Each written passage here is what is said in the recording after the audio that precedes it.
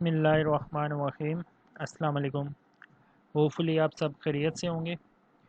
आज की वीडियो में हम देखेंगे कि SPSS के अंदर रहते हुए हम फ्रीक्वेंसी कैसे फाइंड आउट कर सकते हैं। तो फ्रीक्वेंसी का आपको पता है कि अकरेंस जो होती है किसी भी चीज़ की वो कितनी है डाटा के अंदर, वो हम काउंट करते हैं तो या परसेंटेज उसकी निकाल रहे होते हैं। तो आज की हम वीडियो में जो है वो फ्रीक्वेंसी फाइंड आउट करेंगे कि हम फ्रीक्वेंसी SPSS के अंदर कैसे फाइंड आउट कर सकते हैं डिफरेंट वेरिएबल्स की। तो ये हमारे पास एक डाटा फाइल है जिसमें हमारे पास तकरीबन 50 तक के पेशेंट्स का डाटा है। यहाँ तक देखें आप 50 तक का डाटा है और इसमें हमारे पास डिफरेंट वेरिएबल हैं। एज है, जेंडर है, एनीमिया, फिर एज की कैटेगरीज हैं, होमोग्लोबिन है और बहुत से हमारे पास वेरिएबल्स हैं। लेकिन हम फ्रीक्वेंसी जो फाइंड आउट करेंगे उसमें हम जेंडर, एनीमिया और एज की जो कैटेगरीज़ हैं इसके बिहाफ पे हम फ्रीक्वेंसी फाइंड आउट करेंगे। तो मैंने आपको बताया था SPSS में हमारे पास दो व्यूज़ होते हैं, डाटा व्यू और वेरिएबल व्यू। अभी हम डाटा व्यू में हैं, जो हमने डाटा इंटर किया हुआ है 50 पेशेंट्स का। तो अब हम आ जाते हैं वेरिएबल व्यू में। तो वेरिएबल व्यू में ये हमारे पास डिफरेंट वेरिएबल्स बने हुए हैं। तो मैंने आपको बताया हम जेंडर, एनीमिया और एज कैटेगरीज जो हैं इसकी हम फ्रीक्वेंसी फाइंड आउट करेंगे। तो जेंडर में हमारे पास दो ऑप्शन हैं। कोड जो हमने किया हुआ है, मेल को हमने 1 कोड किया हुआ है और फीमेल को हमने 2 कोडिंग दी हुई है। इसी तरह जो एनीमिया है उसमें हमारे पास भी दो ही ऑप्शंस हैं। एक लेस देन 11 उसको हमने 1 कोड किया हुआ है और ग्रेटर देन 11 जो है उसको हमने 2 से कोड किया है। और थर्ड जो हमारे पास है एज कैटेगरी, जिसकी हमने फ्रीक्वेंसी फाइंड आउट करनी है कि हमारे जो पेशेंट हैं वो लेस देन 40 जो हैं उसको हमने 1 से कोड किया हुआ है और 41 से 60 तक को हमने 2 से कोड किया है और ग्रेटर देन 61 जो है उसको हमने 3 से कोड किया है। तो ये हमारे पास 3 वैल्यूज़ एज कैटेगरीज़ में आ रही हैं। अब हमने क्या करना है कि हमने फ्रीक्वेंसी फाइंड आउट करनी है कि हमारे पास जो जेंडर है मेल और फीमेल उसकी क्या फ्रीक्वेंसी है इस 50 पेशेंट के डाटा के अंदर। एनीमिया के जो पेशेंट्स हैं उसमें लेस देन 11 और ग्रेटर देन 11 की क्या फ्रीक्वेंसी है। और इसी तरह जो हमारे पास एज वाइज डाटा है उसमें लेस देन 40, फिर 40 से 60 तक और 60 से ग्रेटर तक जो हैं 60 से ग्रेटर उसकी हमारे पास क्या फ्रीक्वेंसी है वो हम यहाँ पे फाइंड आउट करेंगे। तो फ्रीक्वेंसी फाइंड आउट करने के लिए हम जाते हैं एनालाइज के अंदर। एनालाइज में हम जब आएंगे तो इसके पास हमारे पास यहाँ पे ऑप्शन है डिस्क्रिप्टिव स्टैटिस्टिक्स। डिस्क्रिप्टिव स्टैटिस्टिक्स में हम आ जाएंगे फर्स्ट ऑप्शन में फ्रीक्वेंसीज़ के ऊपर। तो जब मैं फ्रीक्वेंसीज़ के ऊपर क्लिक करूँगा तो मेरे जितने भी वेरिएबल्स हैं जो मैंने यहाँ पे बनाए हुए हैं, ID, gender, anaemia, age category और बाकी सारे जो वेरिएबल्स हैं वो यहाँ पे मेरे पास आ जाएंगे। अब जो मैंने वेरिएबल जिसकी मैं फ्रीक्वेंसी फाइंड आउट करना चाहता हूँ उसको मैं यहाँ से सिलेक्ट करूँगा। मैं जेंडर की करना चाहता हूँ, सिलेक्ट करके मैं इस एरो पे क्लिक करूँगा तो ये मेरा वेरिएबल सिलेक्ट हो जाएगा। फिर एनीमिया यहाँ पे डबल क्लिक भी अगर आप करेंगे तो भी ये वेरिएबल आपका सिलेक्ट हो जाएगा। और थर्ड है हमारे पास कैटेगरीज ऑफ एज, तो इस पर मैं क्लिक करूँगा तो ये मेरा आ जाएगा। इसके बाद स्टैटिस्टिक्स में हमारे पास ये डिफरेंट ऑप्शंस हैं। अभी हमें इसमें से कोई भी ऑप्शन नहीं चाहिए। ये हम जब डिस्क्रिप्टिव स्टैटिस्टिक्स करेंगे तो उसमें मैं आपको बताऊंगा कि इनका क्या मतलब होता है।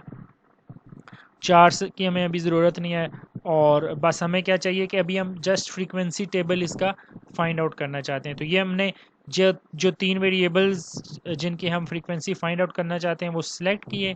यहाँ से हमने ऑप्शन है डिस्प्ले फ्रीक्वेंसी टेबल्स, इसको चेक कर लिया और यहाँ से हम ओके करेंगे।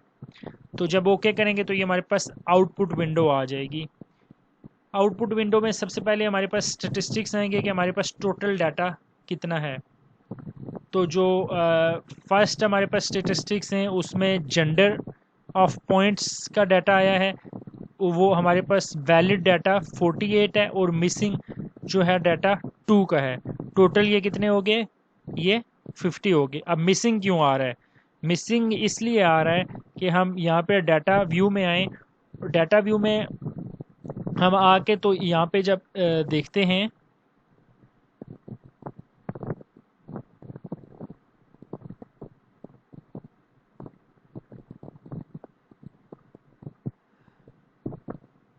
तो ये हमारे पास एक यहाँ पे हमारे पास मिस है और एक यहाँ पे मिस है, बाकी सारा 48 का 48 का डाटा जो है ये हमें यहाँ पे मिला हुआ है।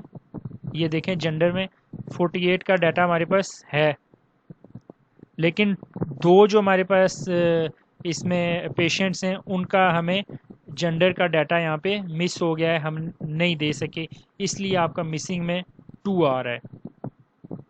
ठीक है, ये देखें यहाँ पे मिस 2 इसलिए आ रहा है कि दो जेंडर्स में हमने डिफाइन नहीं किया कि वो मेल है या फीमेल है, उसको हमने छोड़ दिया था, इसलिए यहाँ पे मिसिंग आ रहा है।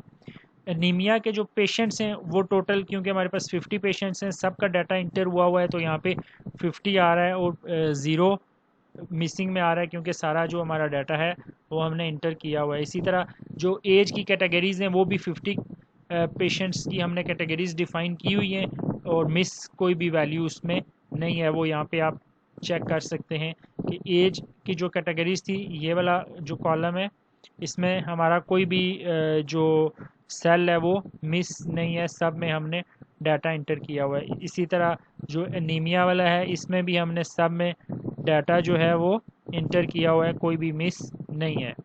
तो इनका जो हमें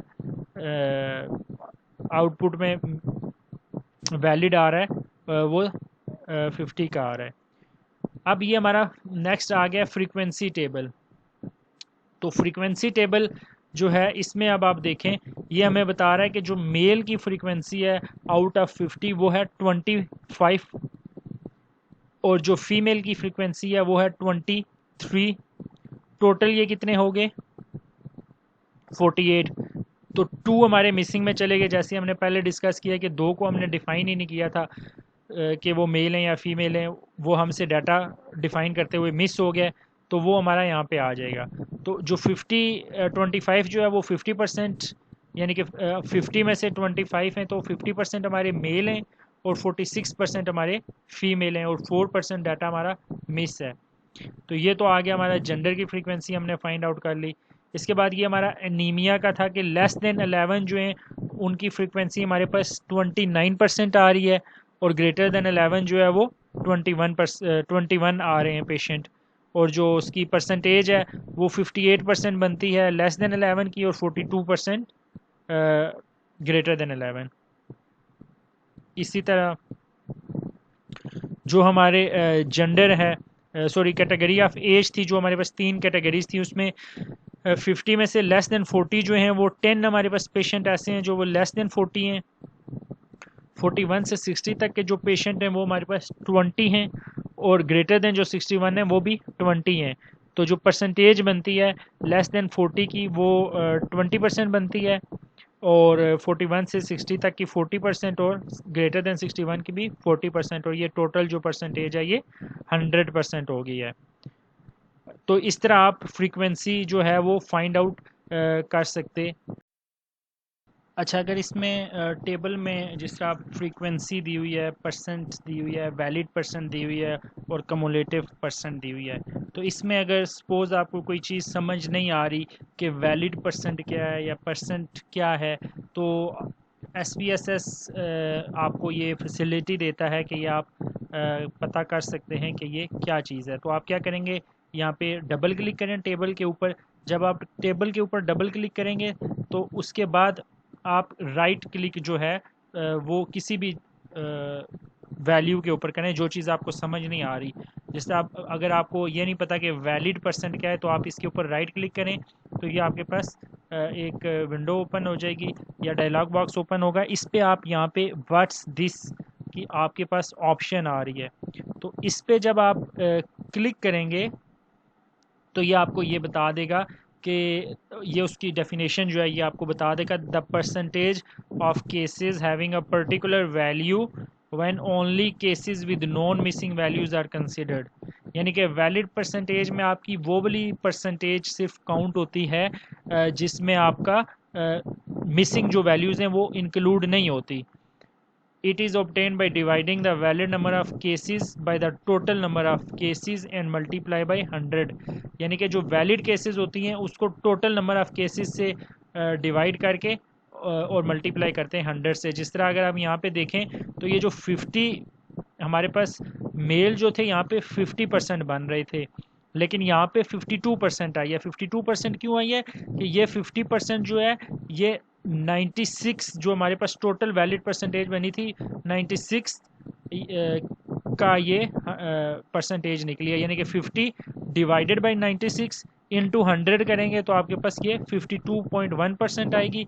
इसी तरह ये 46 डिवाइडेड बाई 96 इंटू 100 करेंगे तो ये 47.9 आएगा और ये टोटल आपकी 100 परसेंटेज बनेगी।